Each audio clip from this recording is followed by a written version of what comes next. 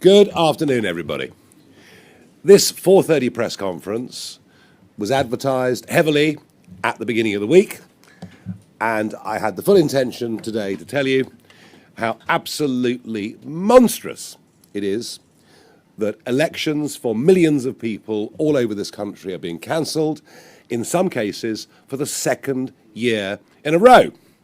And whilst it's the Labour government that have opened up this option, it is, of course, the Conservative Party themselves who've chosen to postpone in 3 counties for the second year in a row. And the holier-than-thou Lib Dems also want a cancellation to go ahead in Cheltenham. So the point of this press conference was to launch a legal paper to show you how serious we were. And I was going to launch a judicial review. But I'm going to save that for a couple of days because one or two other things appear to have happened this morning. All, I think, predicated around today's 4:30 press conference.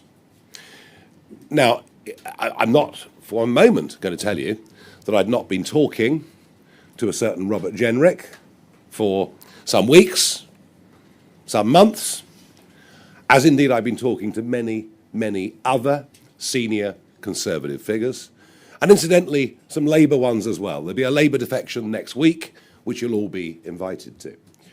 But I have been talking to some very senior Conservatives, and the reason is very simple.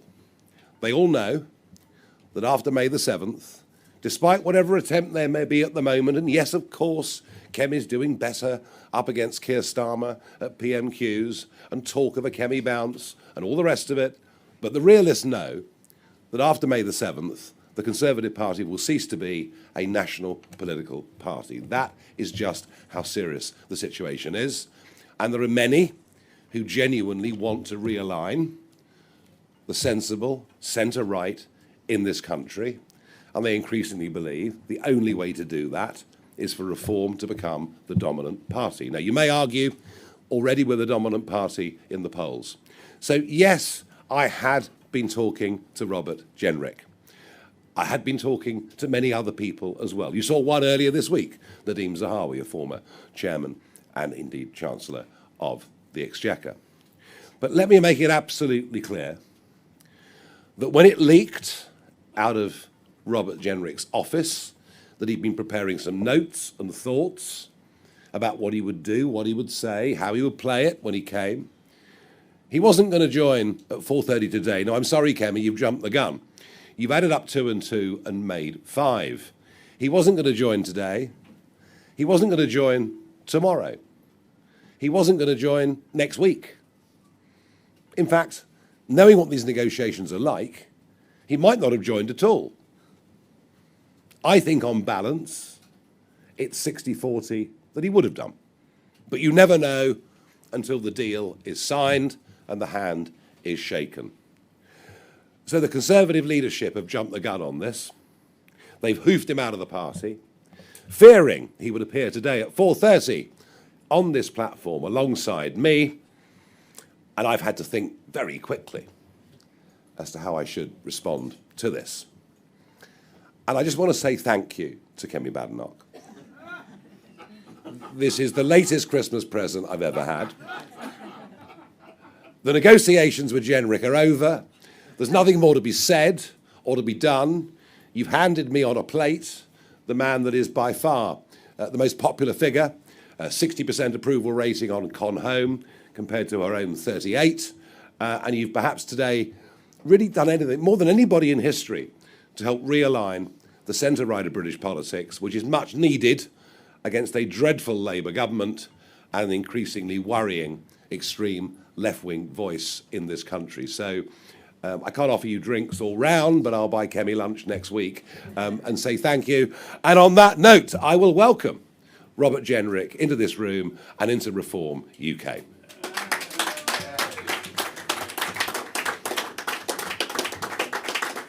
All right. He hasn't changed his mind, has he? We can't find him.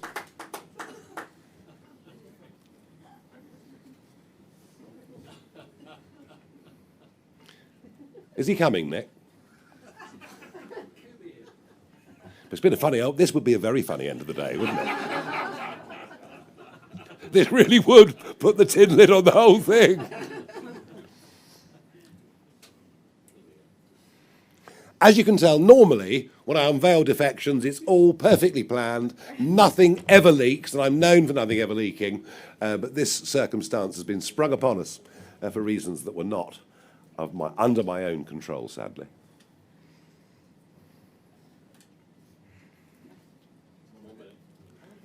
Do we play music now, or what do we do? No. OK, folks, don't worry. I've just had the thumbs up. He hasn't changed his mind.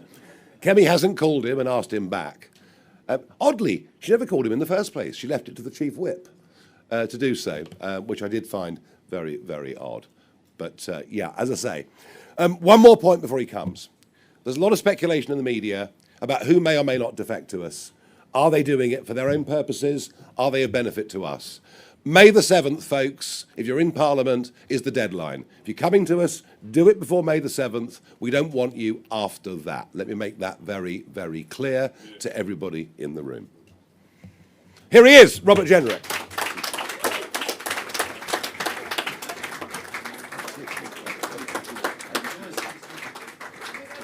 I didn't know where you got to. I wanted to change your mind. I was getting a bit worried about it, to be honest with you. Here we are, the scrum. Come on, guys. Both to this one, please, guys. Okay, yeah, don't worry, you'll all get a go. Amazing, thank you. Nigel, just come this Yes, way. okay, no problem.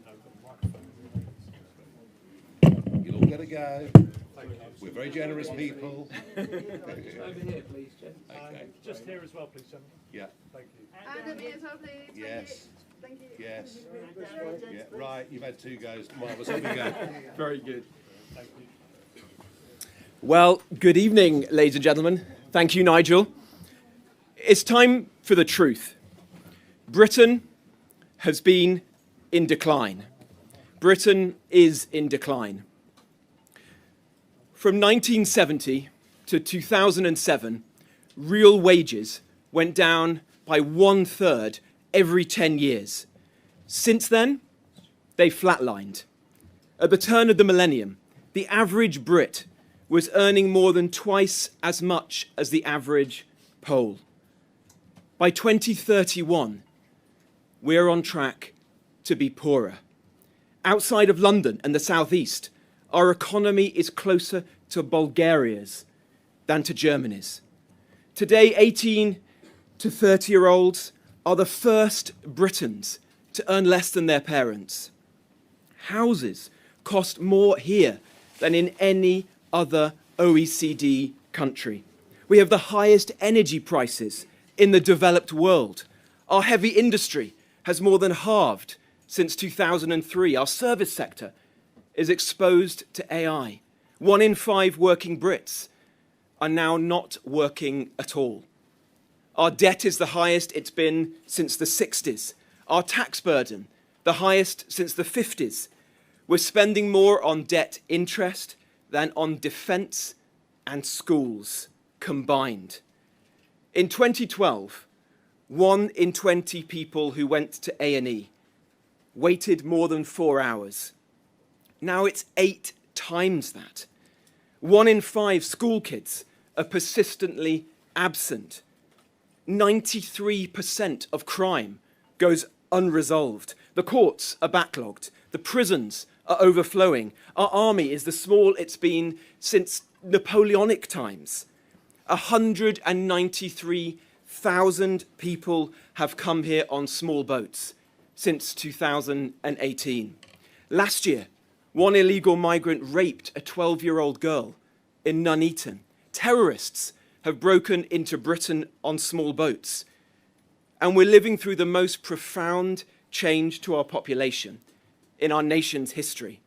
Net migration is 100 times higher in the 25 years after 1997 than in the 25 years before it. 1 in 5 in Britain weren't born here. Many are not working or are doing low-paid work. Just 1 in 20 of 2022's migrants were net contributors. Countless communities in less than 25 years have become totally unrecognisable. The police, as we've seen this week, can't even police some of our largest cities. Now, my constituents in Newark feel this decline every day. It's a great historic town. It is the honour of my life to represent it and to represent them in Parliament. They are the best of our country. They are men and women who are getting up at 6 o'clock in the morning, 7 a.m., out the door, to work in distribution centres and factories, grafting all week, but finding nothing left over for something nice with the kids on the weekends. Their bills, their taxes are surging. Their money is taken to fund hotels for those here illegally in our country, or the lifestyle of the guy down the road who everyone knows could be working but isn't working. I challenge anyone to argue other than that Britain is completely broken. Those that came before us built a great country, the greatest country in the world, but we are set to lose it. We will, for certain, if this government gets re-elected. A suicidal energy policy, crushing workers to fund scroungers on benefits, unions running our public services, payouts to terrorists, prosecutions of veterans, the bravest of the brave, 900,000 migrants in their first year, 65,000 of them illegally, ending jury trials, cancelling elections, giving away our territory, and 35 billion quid for the privilege. These people run Britain as if they hate it. But whilst this government is accelerating our decline, they didn't begin it. We've had 20 to 30 years of this. And why has it happened? Because the two main parties are rotten. They are no longer fit for purpose.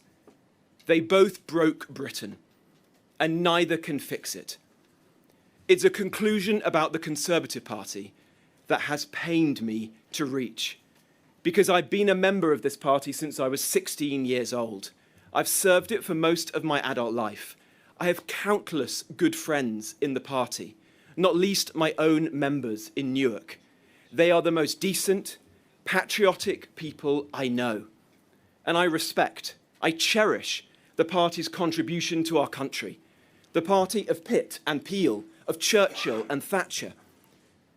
But our country is in a precarious, dangerous position. And my first loyalty, our first loyalty, must be to our country. Turning it around will require each and every one of us to speak the truth. And not just to speak it, but to act. What's the truth? Both Labour and the Conservatives broke Britain, and both are now dominated by those without the competence or the backbone needed to fix it. Both parties, if judged by their own actions, are committed to a set of ideas that have failed and are failing Britain. Labour started mass migration, but the Conservatives ramped it up. After 2019, the Conservatives almost left us without a border. 5 million came, 3/4 not to work. When I was Minister for Immigration in late 2022, I fought colossal fights for reductions in legal migration alongside Suella Braverman. There were 23 people in cabinet back then. Just 1 or 2 others were with us. Most of the party ultimately wanted what they viewed as cheap labour. And it's the same on illegal migration. Blair enshrined the ECHR into British law. He put the so-called human rights of illegal migrants, of terrorists, of criminals, above our national security. But so did the last Conservative government. I will never forget, attending a cabinet meeting in Downing Street, where a plan to stop the boats was signed off. But everyone, to a man and a woman round that table, knew in their hearts it was not going to work. Some even joked about it. I left Downing Street that night, resolved to resign from the cabinet. And I've never forgotten that. And it isn't just immigration. Let me be very clear. In 2008, Miliband legislated that we put major cuts to our emissions above having cheap and reliable energy in our country. For the poorest, for our heavy industry, for each and every business in our land. What did the Conservative Party do? It didn't just keep and execute his plan, it doubled down on it with insane net zero targets. And now, Ed Miliband is back, and he's gladly picked it up again. Immediately after the last election, I said, I think more than anybody else in the Conservative Party, the truth about the last Conservative government. The day after the general election, I said the Conservative Party had failed in government, that there was hardly a principle they didn't betray. Hard taxes? They were left at a 70-year high. Sound money? Well, the debt tripled. Defence? Utterly hollowed out. Work should pay? Welfare exploded. Law and order? Prisons overflowed. In betraying its principles, the Conservative Party betrayed its voters, its members, and the men and women who elect me in Newark and Nottinghamshire. And let's be very clear with ourselves. This didn't just happen. It wasn't bad luck. It's because over time, most of the party in Westminster lost its way. The principles were betrayed because a critical mass don't believe in those principles at all. After the last election, I hoped, like others, that the Conservative Party would change, reckon with our mistakes, with humility, that it would repent. I said this after the election, and I fought for it. I fought for it every day. That's why I stood to be leader of the Conservative Party. That's why I picked myself up the day after I lost the leadership of the Conservative Party and kept fighting, because I hoped that it would be possible. But over the last year, I've realized that I was naive. It hasn't happened. Most of the Conservative Party in Westminster are in denial, or worse, they're being dishonest about what the party's done. At a recent shadow cabinet debate, a conversation broke out. The question was put to the group, is Britain broken? I said instinctively, it's broken. Almost everyone said, it's not broken. And we were told, that is the party line. A few had a third position. It is broken, but we can't say so because the Conservative Party broke it. If they won't admit publicly to you, the British people, what they broke, what possible faith can you have in them to fix it? The Conservative Party in Westminster isn't sorry, it doesn't get it, it hasn't changed, it won't change, it can't change. Now, the people I'm about to mention are all decent people. But because I'm here today, I need to explain myself. I owe that to you, the public, and to the people who elect me. Look at the top table. The Shadow Chancellor, Mel Stride, has rightly attacked Labour for hiking taxes to fund more scrounging. But there's just one problem. He was the cabinet minister who oversaw the explosion of the welfare bill. And it was him who blocked the reforms that are needed. Priti Patel, the shadow foreign secretary, created the very migration system that enabled 5 million migrants to come here, the greatest failure of any British government in the post-war period. When asked about this last year, she defended her actions. She doesn't believe she did anything wrong. Now look, I respect Kemi, but I don't trust the Conservative Party on immigration. Just 2 current Conservative MPs voted with me against the fraudulent plan to stop the boats. 2 out of all the Conservative Party. Last year, I said the rape gang disgrace was in part because people with medieval attitudes towards women and girls had been allowed into our country. Would you believe it? Several Conservative MPs complained about me for speaking out. They said I was wrong, and I shouldn't be saying that about the record of the last Conservative government. Over Christmas, I instinctively saw the news that the anti-British, anti-Semitic terrorist sympathiser, El Fatah, coming here to live in our country and enjoy the generosity of our people was wrong, and I spoke out against it.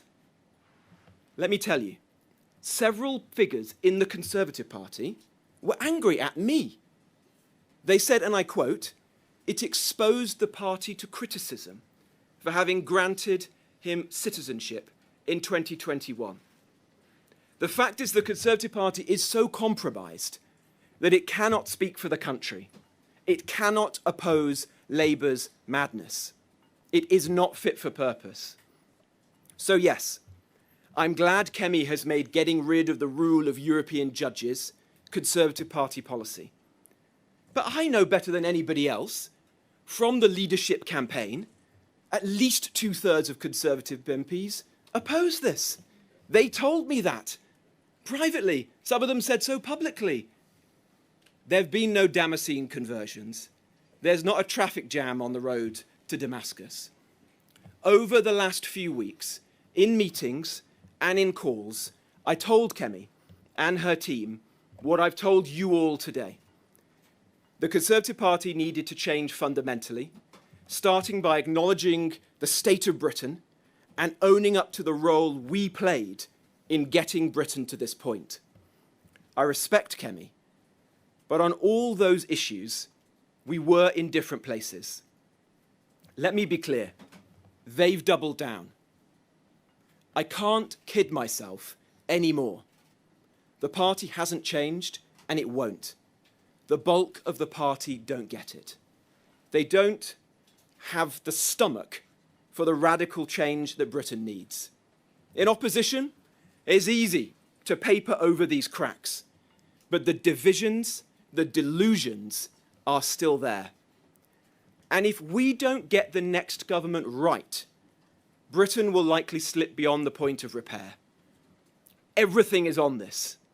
Everything is on this decision. I can't, in good conscience, stick with a party that's failed so badly, that isn't sorry, that hasn't changed, that I know in my heart can't deliver what's needed. That is why I resolved to leave. Because Nigel has stood consistently and very often alone for what's needed. Ending mass migration, for cheap energy, for cutting waste and taxes and red tape. Now, I don't agree with everything that he's ever said, and he definitely won't have agreed with everything that I've ever said. But in retrospect, I see that in this period, when 2 main parties were failing Britain, Nigel was all too often a lone voice of common sense. When the first boat started crossing, who was in the channel saying that it was outrageous? They laughed at him. Well, they're not laughing now. Nigel has stood for the real change that we need now as a country for over a decade, frankly, for most of my adult lifetime. If anyone puts party allegiance, personal ambition to one side, he is obviously the right person to lead the movement for change Britain needs. Recognizing the situation our country is in, I reached out to Nigel in September. I could see then the Conservative Party wasn't changing, couldn't fix Britain. I didn't know that I was going to defect. In fact, we didn't discuss that. I just knew the responsible thing to do, the honest thing to do for me, was to explore all options. From the conversations that we've had since, quietly, and from what I've seen Nigel and Richard and Zia and Lee and Danny and Sarah say and do publicly, I am convinced that Nigel and Reform will deliver the real change we need. Nigel knows, Reform knows, the extraordinary challenges that Britain faces require a comprehensive plan to turn our country around. That'll be a major priority for this year. As Nigel has said, we will set out to build and recruit the team needed to execute that plan. Yes, a few people will come from parties who have realised that those parties have lost their way, who unquestionably back the real change the Reform will bring. But far more importantly, people will come from outside of politics, people who've done great things in business, in our schools, in our hospitals, our prisons, our armed forces, people the two political parties have locked out and ignored for far too long. For all those reasons, today, I am proud to join the more than 270,000 people who are members of Reform UK, to back Nigel, to join this incredible movement, a national movement that will pool Britain's talents, experience and expertise, put previous differences to one side and deliver the real change we need. Turn our country around. At this hour, with Britain on the brink, in real danger, this is what we must do. If you agree with us, don't sit on the sidelines. Britain is broken. Britain needs reform, and reform needs you. Thank you all very much indeed.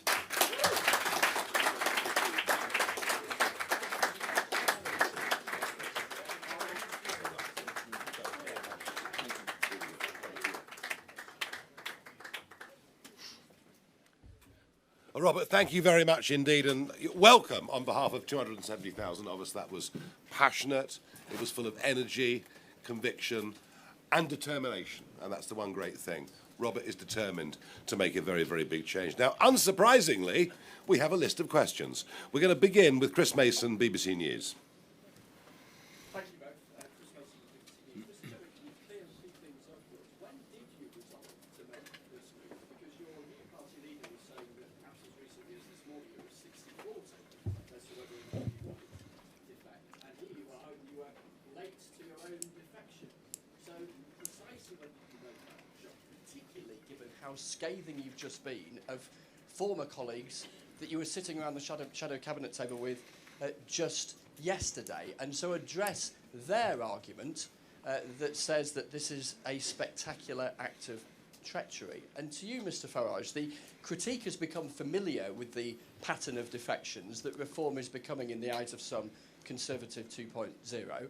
Given you've just recruited yet another former Conservative and yet another former Conservative minister who was in a government that was spectacularly thrown out by the British people, convince our audience that you're not becoming Conservative 2.0, because that's increasingly what it looks like, isn't it? Well, I mean, one thing Robert Jenrick has done, he's actually said in the last few weeks that he's ashamed that Al-Fatah got citizenship back in 2021. It's funny how a lot of roads lead back to James Cleverly, but hey. And he said, you know, he literally, you know, he's in sackcloth and ashes over what they did. Why do I trust him and not many of the others? Because he resigned from the government over this, knowing that Rwanda was a farce, all the while we were stuck within the ECHR. And that was the moment at which I thought, this guy actually has changed.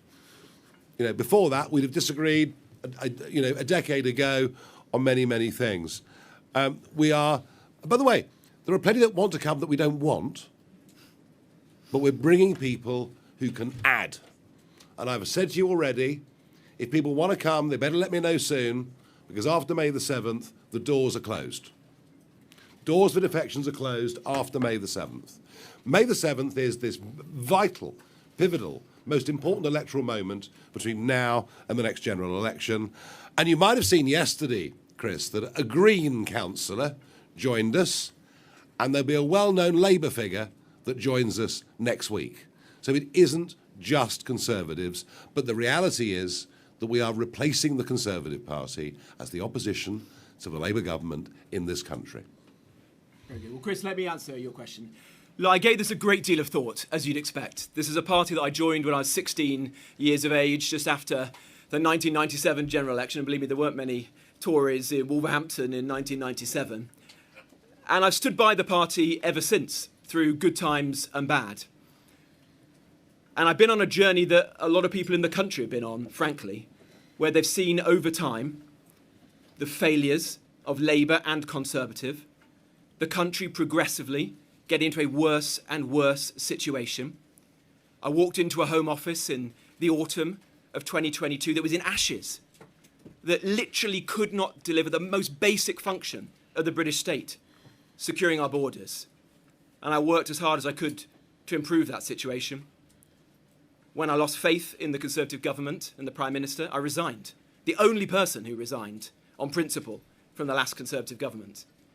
And then after the last general election, I made an argument to the Conservative Party, and in some respects haven't stopped making that argument, that it failed the country, that it needed to be painfully honest about the mistakes that it had made, to really show to the public that it was sincere in that, and then to set out the serious answers to the big challenges that face our country right now. Over time, I've come to the painful conclusion to me that the Conservative Party is not sorry, or at least many in Westminster are not sorry, can't change and won't change, and that I would be letting down the people that I represent in Newark and the country, frankly, if I put my own personal ambition. Do I want to be leader of the Conservative Party? Do I want to sit around the shadow cabinet table above the most important thing to me and to everyone else, which is how do we get rid of this failed Labour government, and how do we replace it with a government that can actually fix this country and turn things around for my children, my grandchildren, and my constituents? And yes, I have resolved to do that. I resolved to do that some time ago. And I came to the conclusion that everyone who shares my conviction has to put aside personal loyalties, has to put aside party political considerations, and get behind Nigel. Because after the next general election, the choice is going to be this: Starmer, or whichever non-entity replaces him, or Nigel Farage. And it does not take me one blink of an eyelid to say to you that I want Nigel to be our Prime Minister after the next general election. That is the only way we will save our country. And so patriotic people who share my views have to rally behind Nigel and reform right now. Right at the moment, Rob is favourite to be the next Conservative leader. Well, I'm not sure about that right now. Well, you were this morning, after the May the 7th catastrophe. I don't think most journalists in the room have understood what May the 7th actually means for the Conservative Party, and interestingly, for the Labour Party as well. And he's given up that opportunity to come and do this, and I'm thrilled. Christopher Hope, GB News. Chris Hope, GB News. To Robert Jenrick first. What's the deal? Politics is about deals. Have you been promised a job by Nigel Farage, maybe shadow chancellor in your party? And how are you feeling? You sound emotional. I remember you campaigning in Newark against against Nigel Farage back then in UKIP. I mean, it's a big political journey you've been on. How are you feeling today? And to Nigel Farage, to you, how should Reform voters trust you? You're bringing in these senior Tories from a party you spent years attacking. Are you losing trust by doing this? Well, Chris, let me go first. Nothing has been offered. I've joined this party as the 270-something thousandth member, and I'm proud to do so.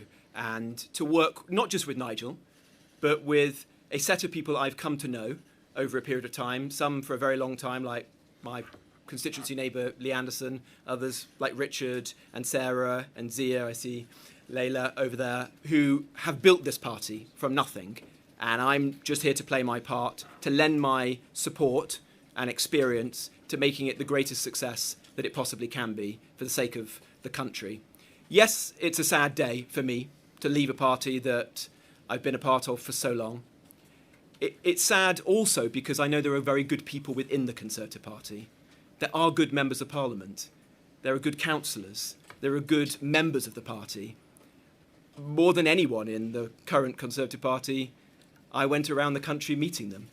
Last year, I did over 100 events. I met more Conservative Party members than anyone. I know their views. I know their frustrations, not just with the state of the party, but above all with the state of the country.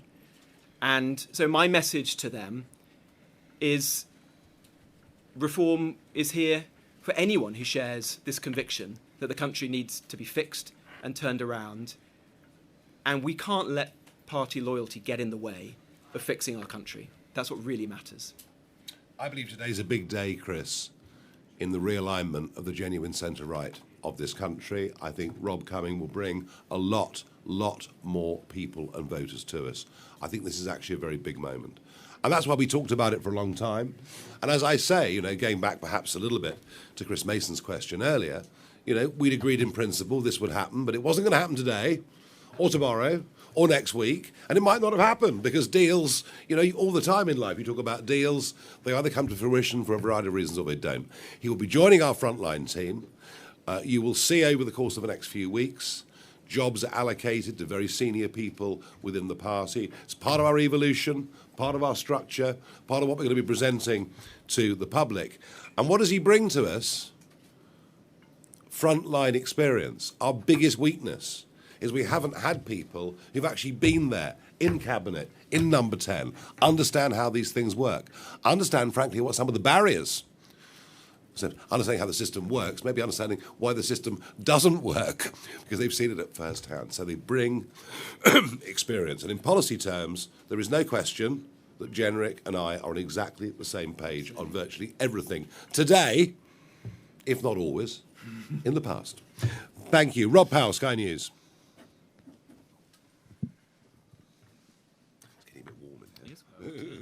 Hi, thank you, Rob Powell, Sky News. Mr. Jenrick, you've said it's the honour of your life to serve the people of Newark. Your association says that you've betrayed them today. If you respect your constituents so much, why not call a by-election and stand as a Reform candidate? And Mr. Farage, I think by my count, Robert Jenrick's the 7th member of Boris Johnson's government to join your party in recent months. You say you're a new reforming force in politics. How can you claim that if, by your own definition, you're bringing in so many people that cause the mess you're trying to clear up? The Five-Star Movement in Italy, launched by Beppe Grillo, the famous Italian comedian, and I served with his people in the European Parliament, he said, we will only have people standing for Parliament who have never been involved in politics at any level ever. And they got lots of votes, and lots of MPs, and they went into coalition government. And guess what happened? It was a complete catastrophe because no one knew what to do. And I am proud of the fact that we're going to have candidates standing from all walks of life, all different disciplines. Very, very few what you would consider professional politicians. But we have to have some. We've even seen it in our county councils. Richard's been going around the country. Lancashire, for example, we have a guy who'd run a district council for years, knows what he's doing. He was able to go into Lancashire County, get a grip of it on day one, whereas for others, it's taking a bit longer. If we win the next general election, the public won't give us very long. The public will say, you guys are the last chance saloon. Yeah. Unless you guys can get control of our borders, unless you guys can start gripping the issues that really affect our lives, we'll lose faith in you, perhaps very, very quickly. So we need the experience, and I think that's absolutely vital. Well, and to your point, Rob, I haven't seen whatever this central office press release is that you're referring to, but look, I don't intend to call a by-election. But I'll say this to you. I was elected at the last general election against every poll, all the MRP polls and whatever that journalists like yourself were putting out. And that, I believe, was because my constituents knew that I stood up for them, I was willing to do things which are difficult, sometimes be very independent-minded. They respected the fact that I had resigned from the last Conservative government. In fact, there were a lot of Reform voters in Newark who decided to bite their tongue and not vote Reform and to vote for me at the last general election precisely because of that. And my constituents know that I'll continue to do that, to be the strongest possible voice for them and for the issues that they care about. And, above all, to hold this failing Labour government to account. The thing that unites most people in my constituency is this. They want Starmer out, and they want a good government in that's going to fix our country. And I am convinced that this is the only way that we can achieve that, and I must play my part in that. Shihab Khan, ITV News. Shihab Khan, ITV News. Robert Jenrick, my first question is to you. You've been very scathing of your previous colleagues. You've said that the Conservative Party contributed to the breaking of Britain, yet in that period you served in a number of roles. You were Housing Secretary, you were a Health Minister, you were an Immigration Minister, you were in the Treasury. My question to you is, did you contribute with your actions and did you play a part in what you say is the breaking of Britain? And Nigel Farage, my question to you is, the man sitting next to you is clearly very ambitious. He ran to be leader of the Conservative Party. Can you trust that he doesn't want to be leader? I think we've just given away the idea of being leader of a political party, if I may say that. Look, no one joins Reform unless they believe that Nigel Farage is the best man, not just to lead this party, but to lead our country. That is why I've done this. That's why I've put aside my own personal ambition, whatever the bookies say about being leader of the Tory party. I've done it because I think Nigel is the man to lead this country. And I'm going to work every day for the next 3.5 years, or whenever the general election is, it may come sooner than that, to make sure that happens. Thank you. Gary Gibbon, Channel 4 News. Thank you very much. Do you think, Robert Jenrick, this is an inflection point for the Conservative Party, that if you'd become leader, first attempt or even a second attempt if that had happened, there might have been a pre-election pact, a possibility of that with Reform. The chances of that are now zero. And Nigel Farage, the question you were just asked, I mean, a few people have been texting me listening to Robert Jenrick saying that sounded like a leadership bid. Would he make a good successor? Well, if a very good speech is a leadership bid, I want a lot more of them. Yeah, Nigel will speak for himself and for the party, but I don't believe there is likely to be or should be a pact or a deal with the Conservative Party. The message I've just delivered to you today is that I think the Conservative Party has failed to understand the mistakes that it made, has not repented for that. Why would anyone in this country hand the keys back to these people to take it forward and hope that they would fix the country? That is my painful conclusion of the last few years. And to your point about, or the point that was made a moment ago about my own record, look, I think the Conservative Party failed in government. Nobody has been more honest about that than myself. There were battles that I fought to build more homes, let down by Boris Johnson, to get immigration down, let down by Rishi Sunak. But did I contribute to mistakes? I'm very open and honest to say, yes, I did. That's why we've got to make sure this never happens again. And I believe Reform is the best way to ensure that doesn't happen and we can actually fix the country. I thought your story about the recent Shadow Cabinet meeting was very revealing. You know, they debate, is Britain broken? A couple say yes. Most say, good Lord, no, everything's absolutely marvellous. And then some say, well, we can't admit it because we actually contributed to it. And so I'm actually, yes, I am prepared to accept those who put their hands up and say we failed. And bear in mind, Gary, I put a level of trust in the Conservative Party back in 2019 at that election. And I, like many millions of others in Britain, feel betrayed by them. And you only do deals, you only shake hands with people you trust. And we are going to replace them. And they will cease to be, I repeat, a national political party after May the 7th this year. Just you watch. And if I may just say on your question about an inflection point, I do think we are at an inflection point. Perhaps a slightly different one to the one that you were suggesting, but there are many millions of people in this country who voted Conservative at the last general election. They were often doing so through gritted teeth. Perhaps it was a force of habit. Perhaps they hoped that the Conservative Party would learn its lessons and change. My message to those people is you need to rally behind Nigel and reform now, because it is the only way we will get rid of this failing Labour government, and it is the only way that we will get in a government that is capable, has the will and determination to actually fix the country. And that, I'm afraid, does mean the end of the Conservative Party. It means people who share our values coming together to support this man and to make sure that he's our next Prime Minister. Yeah, they're going the way of the Liberal Party in the mid-1920s. That's actually what's happening before our very eyes. Martina Bett from The Sun. Thank you very much. Martina Bett from The Sun.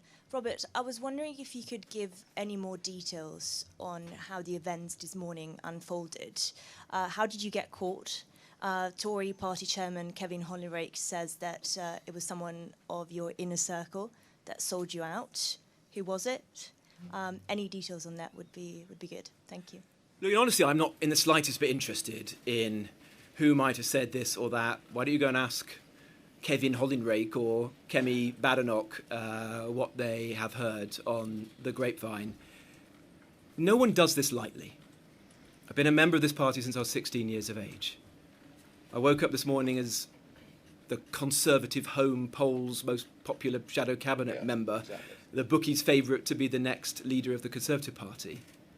Do you think you do this lightly? No. I did this having given it the greatest thought about what I think was best, not just for me personally, but actually for the country. And that is what matters today. How do we ensure that we fix our country? And there may be some people in politics, many in the present Conservative Party, who don't think Britain is broken, who think that everything's going to be all right. I don't think that. And I would be letting down the men and women that I represent if I said to them, you've had 2 or 3 lost decades where your wages have stagnated, your kids can't get on the housing ladder, the NHS and our public services are failing, migration is through the roof, crime is getting worse and worse on the streets. But you know what? I'm just going to sit back and allow us to waste another decade, 2 more decades. No, I'm not prepared to do that. So today was a difficult decision for me. It's not one that I took lightly, but I am convinced in my heart that this is the right thing to do for the country. James Hill, Spectator. Thank you. Mr Jenrick, last summer you called for Zia Youssef to be booted out of Reform about a tweet, and there was a whole long-running Twitter battle with him. How are you going to smooth over relations with the new colleagues? Look, in politics, people say lots of different things, and whatever Zia or Nigel, anyone may have said, worse things have been said about me in my life. The most important thing is that we work together successfully as a team, and that is exactly what I intend to do. I have the highest respect, not just for Nigel, or else I wouldn't have joined his party, but for Richard and for Zia and Lee and Sarah and Danny, those who built this party. And I'm just the latest member, the latest recruit to their cause. And so I'm just going to do everything I can to help and to support them to make sure this is a success. Zia feels utterly betrayed by the 2019 Conservative government, and he wears it on his sleeve, and he pretty much tends to blame every single human being that was involved in it, but I'm teaching him the values of forgiveness, and it'll be okay, I promise you. I'm just the softie in Reform, I mean, that's just the way it is. Ellie Wheatley from Guido Fawkes. Farage, if Kemi Badenoch has a change of heart and decides to defect, would you let her into Reform too? And Jenrick, if you had to put a number on it, how many Tory MPs do you think will follow you to Reform? Well, not the Lib Dems. There's about 70 of them are Liberal Democrats, so they wouldn't come, would they? Look, let's just wait and see what happens. Let me just reiterate the point that I made a couple of times. If there are Tory, Labour figures out there that want to come to Reform, don't think you're joining us on the back of a massive success on May the 7th. Come and join us and help us in that journey to make May the 7th the big day. All right? So that's the very, very simple message. It was said during the war that if Hitler landed in a parachute on the lawn of number 10 Downing Street that Churchill wouldn't have a clue what to do. And you just asked me a question that I can't really answer. I don't think Kemi Badenoch is going to be applying to join Reform UK. I don't think she's my biggest fan. It simply isn't going to happen. And anyway, she's going to be leader on May the 7th, so she won't qualify, will she? Right, fine. Let's go. Lucy White, Bloomberg. Thank you. You talked earlier, Nigel, about deals and deals to be done between yourself and Robert Jenrick. Mr. Jenrick, what were you hoping to get out of that deal? And do you feel like you might have given away some of, or you might have lost some of your leverage by this being leaked if you were hoping to gain a better position? Well, that would depend whether he was dealing with an honourable person or not, wouldn't it? OK, thank you. We'll move on. Deals. A deal is where you talk about the terms upon which someone joins, what they might be able to do for you. I haven't offered him a rank. I haven't offered him a title. I haven't offered him a position. I haven't offered him money or anything like that. We were in conversation, actively in conversation, as to what the best fit was for Robert as part of the front team, joining the people you see in front of you. And a cynic would say his position was weakened, but you know what? I'm carrying on the conversation. Now it's done in exactly the same spirit as I did before. Let us go on to Emilio from Politico. A spy. So, I mean, you're condemning the Conservatives for not accepting that they broke Britain. You have sort of touched on this a little bit just now, but I mean, are you accepting that you are part of that group that broke Britain? Which elements would you say that you had a hand in breaking? And are you going to apologise to the public? That's what you're saying the Conservatives need to do. Surely the public needs to hear you apologise for your role in that.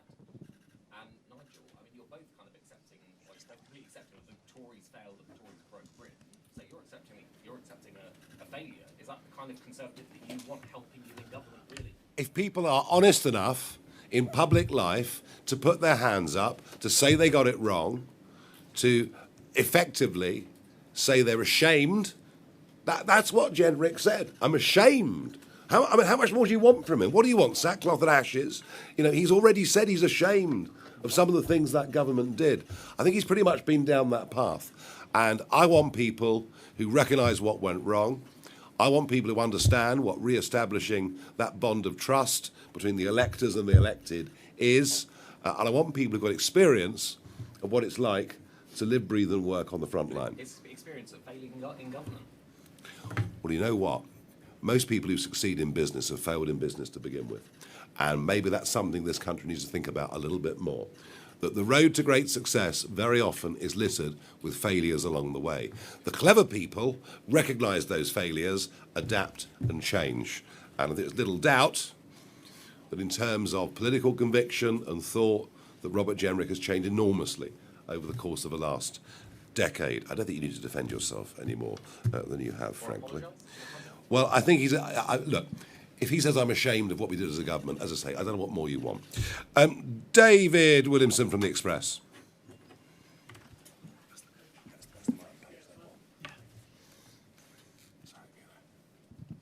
Thank you.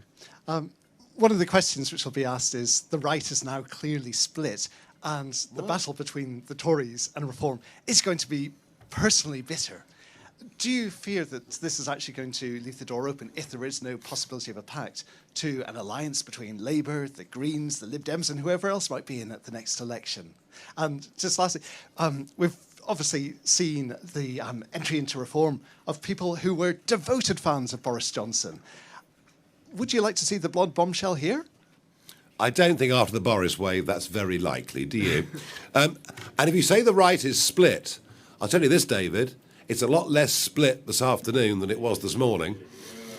And it wasn't especially split this morning, given the very big gap that's been there now for 6 months in terms of support between the Conservative Party and us. And much of that support for the Conservative Party comes from people who are busy with jobs, mortgages, 2.3 kids and a dog. And their news intake is a few minutes a day or week. They don't think about elections or politics. They're too busy struggling on. But when they come to see that actually we genuinely are the only people with a chance of turfing out Starmer or whoever succeeds him, you will see a lot more of those supposed Conservative voters coming to us. What you've seen today is actually a very fascinating, historically perhaps significant, reuniting of people on the centre-right. OK, let's keep moving on. Let's go to Tim Stanley from the Daily Tea. I've had a sex change. OK. Actually, Camilla Tominey from the Daily Tea. Can you just clear up, Mr. Jenrick, the timeline on your defection? Because I wrote a column about this on Friday, and there was an exchange of messages with, let's call it sources close to you, insisting that you were never, ever going to defect. It's no surprise that if you phone me, I don't have to tell you everything you want for your column, Camilla.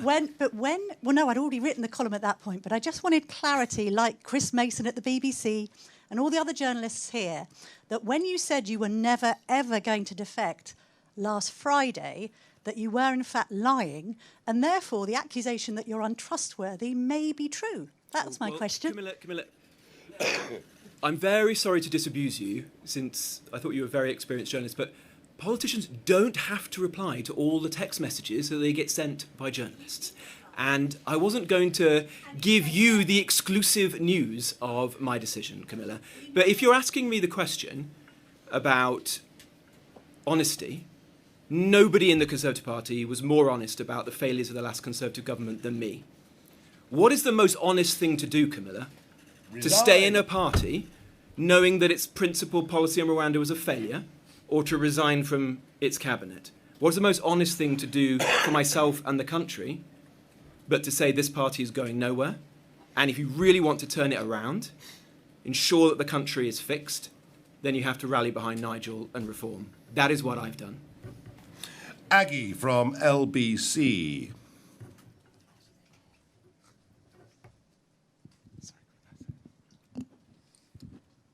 Thank you very much, Aggie from LBC. First to Robert, has your dream of becoming a party leader completely gone, or do you think at some point when, or if, Nigel Farage retires, you might have that dream once again? And also, what happened I thought I got away from all the leadership speculation. What happened to the if person one good who... thing came about today, it was that. What happened to the person who left that speech lying around? Do they still work for you? And finally, to Nigel, isn't it embarrassing that last year you said Robert Jenrick is a fraud? I've always thought so. And have you guys had to talk about that? No, we haven't really, because I did think that for a very, very long time. I wasn't sure that his conversion was genuine. I thought perhaps he was doing it for political advantage within the Conservative Party to become leader. I had my doubts, but I've begun to believe since the summer that actually this guy has been on a genuine journey, is viewing the country very differently. And as I said earlier, the thing that really swung it for me is he was the only principled resignation from the last government. And when people who fought very, very hard to get into Parliament, to rise up the ladder into ministerial position, senior ministerial position, for people to resign on points of principle, there are very, very... I tell you what, Aggie, there are very, very few people in public life who do that these days. And that's what convinced me that this guy was in the same camp that I'm in. And look, nobody leaves a party which they're the bookies' favourite to be leader out of ambition. You do this out of conviction. I've done this today because I'm convinced it's the right thing to do for my constituents and for the country. And that's it. Thank you. Max Kendick from The Times, please. I'm not interested in that. That doesn't matter. Max from The Times. Thank you, Nigel. This defection, the Tories say, wasn't meant to happen for a while, and there was some grand plan up your sleeve to have some kind of disruptive event for it to happen. Instead, what was that? And Robert, you failed to become leader of your party, and now none of your closest Tory allies have said they're following suit with your defection. Has this been a bit of a botched operation, or are you going to trigger a whole chunk of more defections? If I'd planned a disruptive event, I cannot imagine I could have stage managed it better than Kemi Badenoch has managed to do for us today. This is a supremely disruptive event. I've talked over the years in different incarnations to many people about joining, whether it was UKIP or the Brexit Party or Reform, elected politicians. You know, I had some defections back in the UKIP days. Do you know what? I had a lot that I thought were over the line and at the last minute didn't happen. So, yes, we were in advanced talks. Yes, I was keen to get Robert on our team. And yes, we thought and wargamed what we might do. But it's never done until it's done. But Kemi's helped bring us together. Isn't that wonderful? Very good. Sorry, what's your question to me? Are there more people who are going to come over? No, I don't know. That's up to them, isn't it? Obviously, it's ultimately a matter for Nigel They haven't got and the long. party to decide whether they want them or Haven't not. got long. But, Deadline. There are some good people in the Conservative Party, and if you share our conviction, then Reform obviously welcomes people. Mind you, there could be a queue downstairs as we speak. I don't know. Let's go to Helen at PA Media. I'm getting there's about 5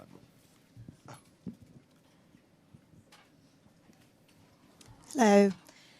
Hello. Mr. Jenrick, Nigel has said that you were talking about potentially defecting, but that had the events of today not happened, that may have never come about. So can you confirm that? I had resolved to leave. So when you woke up this morning, you thought you would leave at some point? Well, I didn't think I was going to leave today, but I had resolved to leave the party, and that was, as I've said, something I'd given a great deal of thought to over a very long time, and the fact that it's happened a little bit sooner, so what? In fact, it means I can get on with trying to help Nigel, help Reform to succeed slightly sooner. And how many of your Tory colleagues have you spoken to about defecting? No one. None at all? No. And Nigel, you've spoken about a Labour defector coming next week. Yeah, come and join me next Tuesday. It'd be great fun. What Marvellous. What level are we talking? Is it I an can't elected remember. politician? Come along on Tuesday. It's open to all of you. It's actually marvellous fun. Right, very good. Let's go to David at the Financial Times.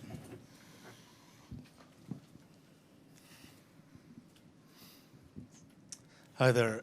For Robert, first of all, you've spoken quite glowingly of Reform and of Nigel today, but no political party is fully formed. They always evolve.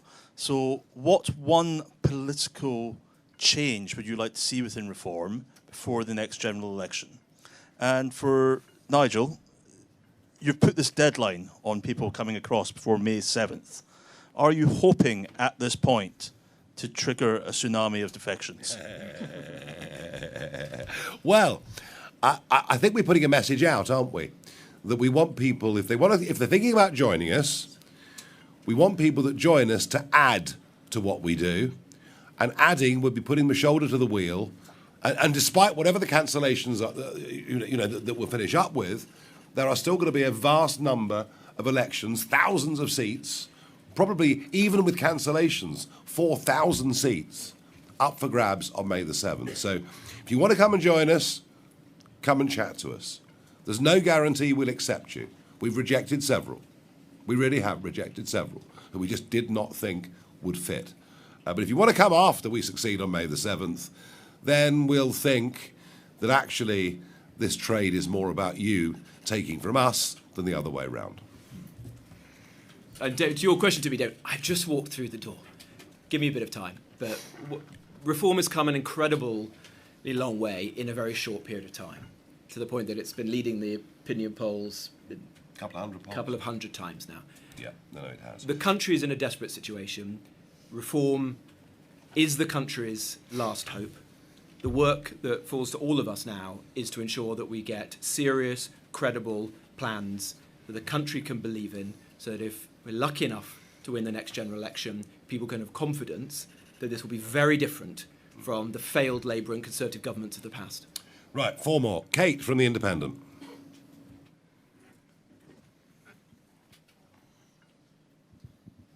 Hi, Kate Devlin from The Independent. Robert, you've talked a lot about being honest with the British people.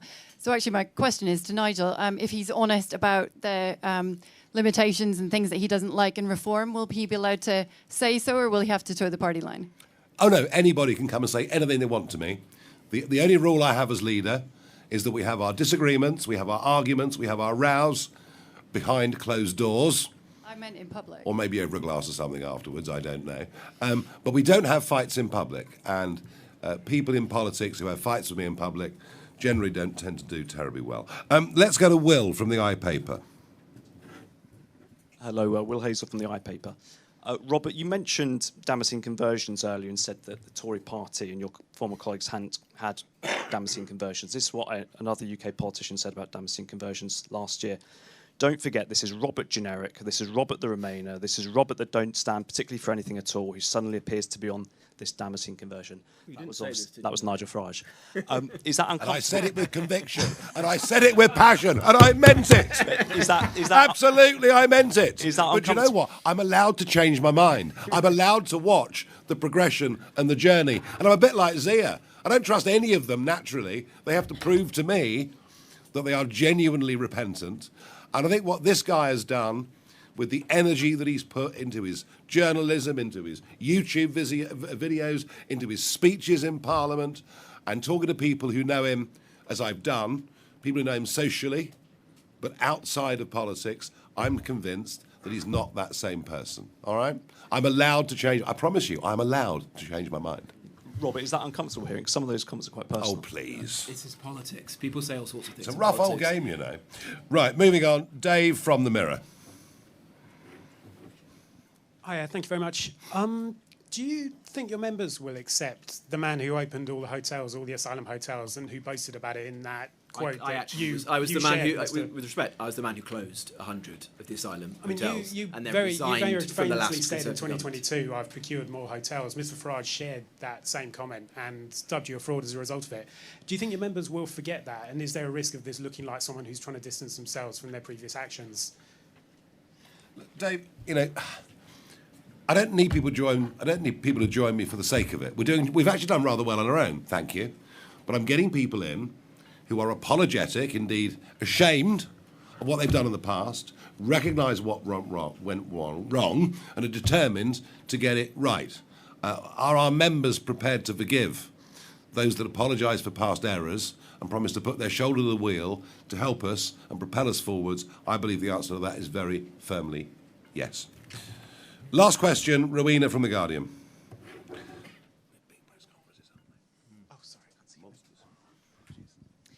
Rowena Mason from The Guardian. For Robert Jenrick, you've talked to us about honesty and trust, but you said that this morning you'd already made up your mind that you'd already resolved you were going to defect to reform. Would it then have been disingenuous for you to have carried on sitting in the shadow cabinet, knowing, taking in all that information about the Conservative Party, knowing that you were already going to go to a different political party? Look, these things are very difficult decisions. I had resolved to leave. I had conversations with Kemi and with her senior team over the last few days, and we discussed many of the things we've talked about. The fact that the top team was the same top team who broke the country, and yet we're now supposed to believe that they're the people to fix it. And there is an honest disagreement between the two of us. It's no surprise. Had I been leader of the party, I would have done things differently to her. She knows that. I'd made the decision to go. It's the right thing to do. Might have happened a few days later. I don't know. That doesn't matter. What matters now is this the right thing to do? Yes, 100%. And I'm going to put my shoulder to the wheel to make Nigel Prime Minister and get a government that can fix the country? Yes, every day between now and the next general election. My apologies. Tony from The Telegraph didn't come to you. Thank you. Tony Diver from The Telegraph. Mr. Jenrick, you've made the point several times that you've defected by putting aside your own personal ambition, but isn't the truth that you've jumped from a party that's struggling to recover from its unpopularity in government to a party that's led every poll for almost a year? Wouldn't it be more honest to say that even if this is a decision that you've made on principle, you stand to do quite well out of it personally? And on a similar point to Mr. Farage, you keep talking about a deal with Robert Jenrick. You don't. You do. You've mentioned a deal with Robert Jenrick several times. I was asked a question about it. I didn't mention it at all. But you know what you're getting out of this deal. What's he getting? What's he getting? He's getting a committed bunch of troops. He's getting an active People's Army, grassroots movement out around the country with a level of energy and optimism about changing this country that has not been seen in modern British public life. And he is becoming a part of that because he wants to help change the future course and history of this country. So, yes, he has an opportunity with us to do something remarkable. What he's given up is the opportunity to be the leader of His Majesty's loyal opposition in the House of Commons. So on a personal level, he's given up quite a lot. And he will find working for us, working with us, a damn sight harder work than it ever was with the party he was with previously, I promise you. Was there one more? Yes, I apologise. I'm so sorry, Claire. That's okay. Mr. Jenrick, there are reports that you were going to bring over 2 allies with you when you defected. Are they true? I haven't spoken to. If you're referring to Conservative MPs, No one tells me about any of this. I haven't spoken to any other Conservative MPs, so that can't be correct. Right. Thank you, everybody. See you all next Tuesday. Very good. Thank you.